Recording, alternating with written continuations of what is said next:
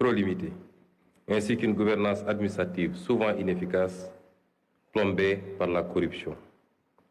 Après ce courageux exercice de dressage de la situation de référence et de vérité à l'endroit du peuple sénégalais et des partenaires, nous revoilà devant vous pour présenter le nouveau référentiel de nos politiques publiques et sociales. Monsieur le Président de la République, rappelons que vous avez été élu sur la base d'une offre programmatique intitulée « Le projet pour un Sénégal souverain, juste et prospère ». Dès votre installation, vous avez bien voulu nous faire l'honneur de nous confier la passionnante mission d'opérationnalisation des idées innovantes que vous y défendez, pour une rupture qualitative et profonde.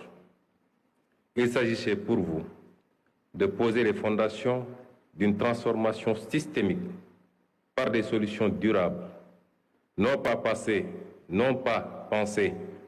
dans le mode fast-track, mais qui reposent sur une vision à long terme, qui transcende les clivages politiques pour refonder le Sénégal sur des bases solides et durables. L'équipe de conception, composée d'experts de la primature et du ministère s'est immédiatement alors mise en place sous la direction du ministre de l'économie, du plan et de la coopération et du ministre secrétaire général du gouvernement sous ma supervision. À cette équipe est venue s'ajouter l'expertise du cabinet Performance, qui, dans un élan patriotique, est venu offrir sa contribution à cette phase d'élaboration du référentiel. Ce groupe de travail s'est donné corps et âme sans répit durant ces 4 derniers mois, à organiser des retraites, des veilles et même pour aboutir aux résultats qui nous réunissent aujourd'hui. Les choix d'élaboration de ce document reflètent les options fortes de son Excellence, Monsieur le Président de la République, de faire confiance à l'expertise locale, d'une part, et d'impliquer davantage le secteur privé national dans toute définition et exécution des politiques et programmes publics.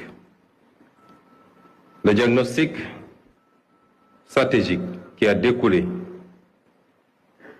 de ce travail pour notre pays pourrait se résumer en 4 grands mots.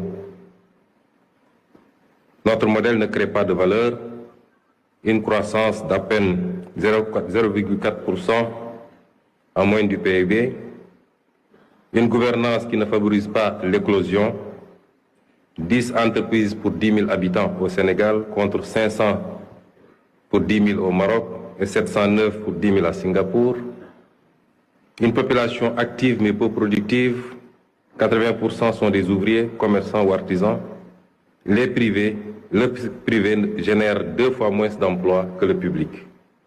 Un modèle social inéquitable. 4 Sénégalais sur 10 sont pauvres. Et à l'indice de développement humain, nous sommes classés 169e sur 192. Voilà sommairement dressé les mots dont souffre notre pays. Ce cercle vicieux de dépendance et de sous-développement nous a maintenus à la lisière des trajectoires vertueuses qu'il nous incombait d'emprunter ces dernières décennies. Nos experts y reviendront plus largement lors de leur présentation. Nous savons hélas que nous ne pouvons plus revenir en arrière, mais nous pouvons prendre un nouveau départ. Commencer à partir de maintenant et emprunter une toute nouvelle trajectoire librement choisie, partagée et assumée. C'est la haute et noble ambition fixée par son Excellence le Président Bassirou Diomaye Diakhar Faye.